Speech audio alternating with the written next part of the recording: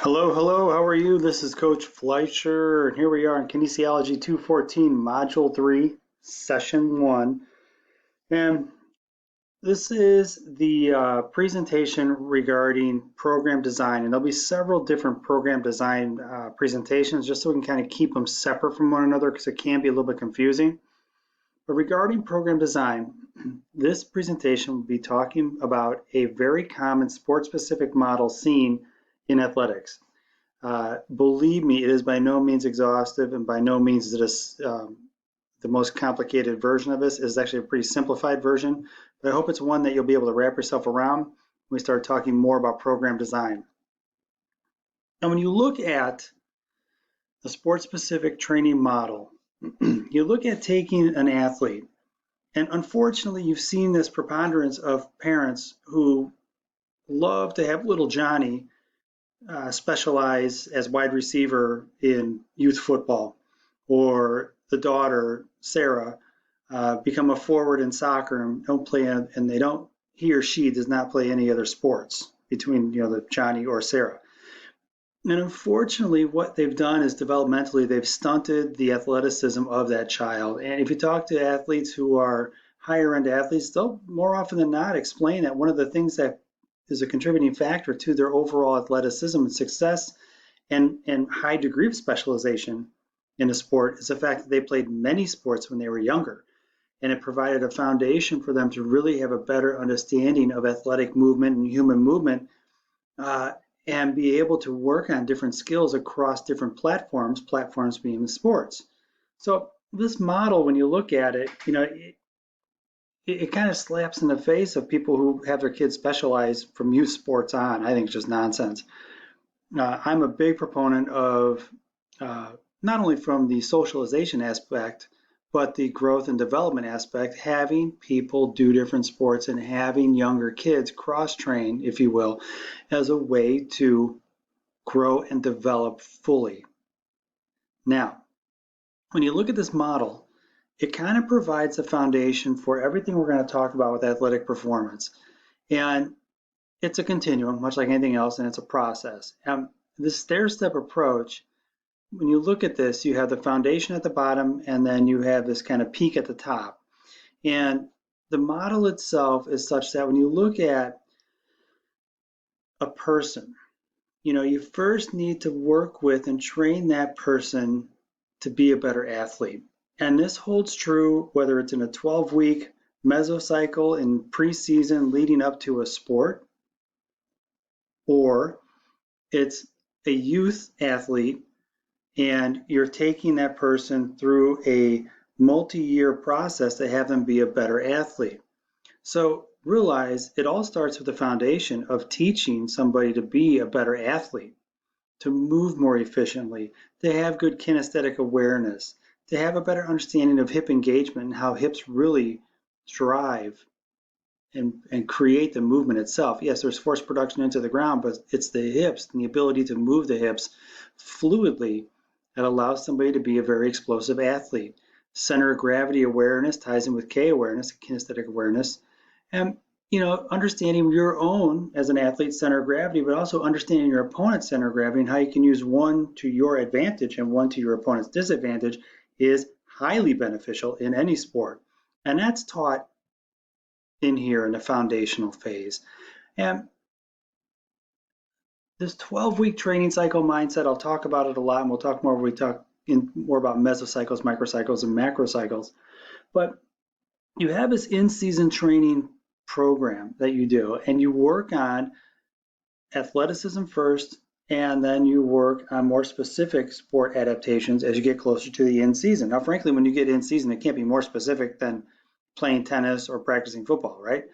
And even in the context of a week, when I do week-to-week, what are called microcycles, training programs with athletes, even if they are in season, one of the things I'll do is I'll have athletes train for more athleticism and just generalized training earlier on in the week when they're further away from a competition, and then I'll have more specific sport movements for that athlete based on their sport as they get closer to a particular sport event.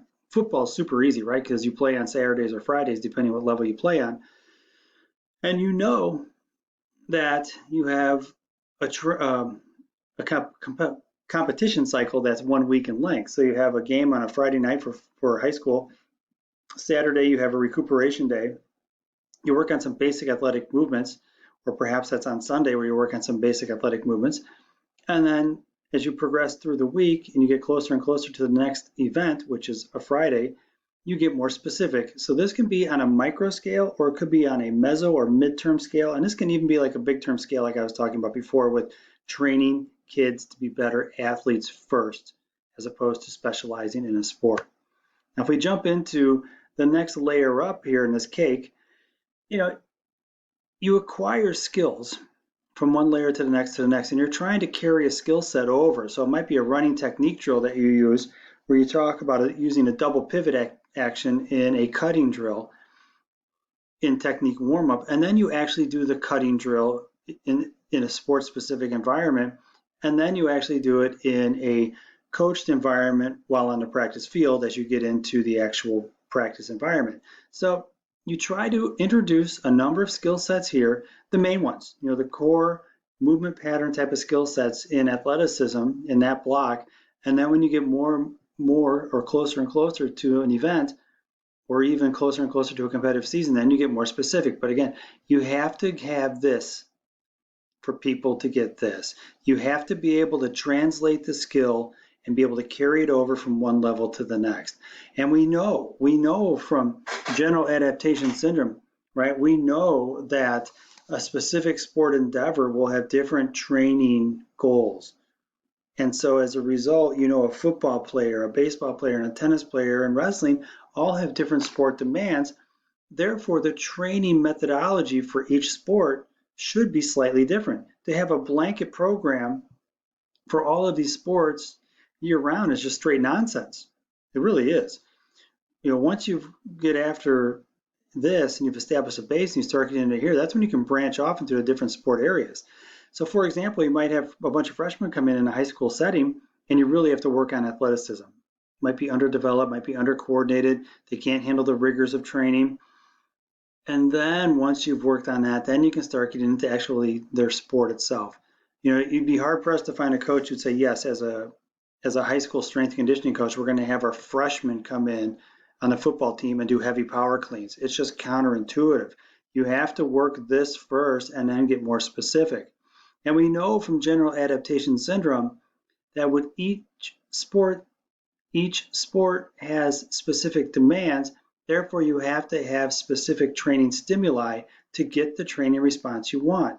And I'll say it again, you can't train a football player like a tennis player and get the optimal results. You'll get some results, disclaimer time, by having him just do something, but it won't be the optimal results, right? And think back to that continuum where we had Olympic weightlifters on one side and we had distance runners on the other side. You would never have your Olympic weightlifters go out and run a 10K and vice versa. They're counterintuitive. They're not specific to the sport. You want to actually train your people in a manner that's specific to their sport, okay? If we go up a level, we noted that each sport has specific demands, but also within each sport, each position has specific demands. Say that fast. In baseball, a pitcher has to throw a baseball over and over and over again in a baseball game. If he's lucky, he does it 27 times and he gets everybody out with one pitch, but that's not the case. Usually, you look at a pitcher, they have to have a very high ability to be explosive over and over and over again. It's that kind of repetitiveness that they have to train for to be able to throw a baseball at a high velocity and do so numerous times. Conversely, while that pitcher is throwing, you have infielders and outfielders. Your outfielders are standing out in the outfield, all three of them, and they're waiting for a ball to be hit. And when that ball is hit, whether it's to the infield or the outfield, they might be covering the infield just in case if there's an errant throw, or they have to run and catch a baseball.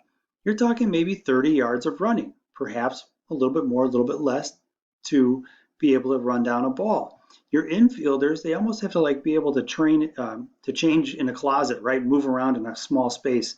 And with those guys, It's very short burst, very explosive, and there's a little bit more regularity to your infielders versus your outfielders because your infielders have to move very quickly, short amount of space, every single play. They're almost like every play twitchy, where your outfielders are kind of waiting and they sprint and cover a bunch of ground and then they pause. Football, you have offensive linemen, defensive linemen, running backs, linebackers, wide receivers, and DBs. Each position has very specific demands that are placed upon them. And so each position requires a certain degree of training specificity to get the response. You're not going to train your offensive linemen to go out and run a route tree like we do with wide receivers, where you actually have a series of routes that you run as a way to condition them. You're going to do more short burst explosive type work. With your DBs, they have to be able to run backwards. Well, geez, their demands are vastly different than an offensive lineman who has to either block for a run or block for a pass. And same thing with defensive backs and running backs, right?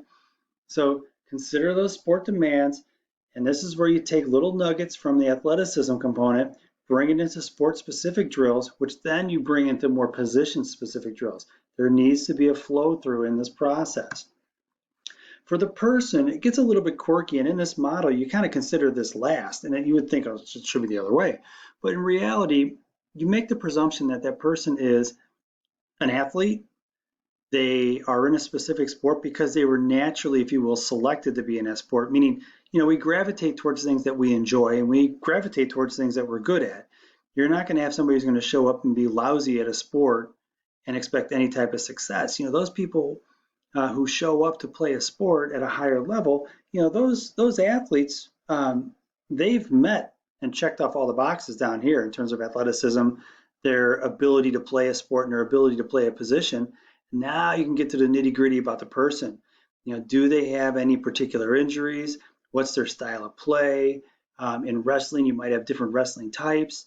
When you look at perhaps you have a tennis player that plays on grass versus hard court versus clay, those are considerations you make.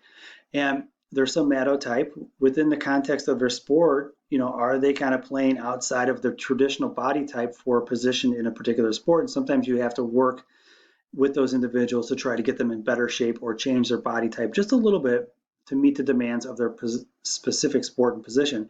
And then engagement. Some people are just more engaged into practice and playing than others, and this is another consideration you have to have when you're talking with individuals. So I ask you, when you look at these two sports and you kind of compare and contrast it with these two models, and you look at the tennis player versus the offensive lineman, look at the differences. This guy's a big hoss over here, man. He's joked. Look at that guy.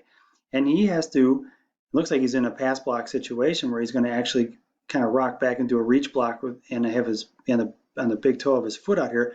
But with him, his demands are going to be vastly different than this gal who has to hit a tennis ball over and over and over and over again, and perhaps have to do so for a volley of 2, a volley of 20, whatever it might be. Where this individual, the plays for him are probably around 4 seconds, maybe 3 or 4 seconds. Just kind of wrap yourself around this concept of the different demands for each sport, and as a result, how you would train this athlete differently than this athlete as you progress up this cake.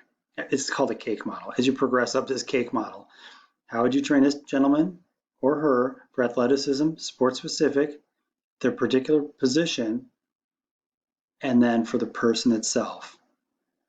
With that, I'm going to let you guys kind of stew on that for a moment. And I'm going to jump into this.